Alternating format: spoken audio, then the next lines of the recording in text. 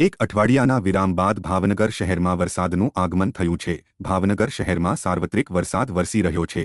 છેલ્લા ઘણા સમયથી આતુરતાથી મેઘરાજાની રાહ જોવાઈ રહી હતી। ભાવનગર શહેરમાં કંઈક ધીમી ધારે તો કંઈક ધોધમાર વરસાદ વરસી રહ્યો છે। હવામાન વિભાગ દ્વારા આપવામાં આવેલી આગાહીને લઈ ભાવનગર જિલ્લામાં અને શહેરમાં પણ વરસાદી વાતાવરણ જામ્યું છે।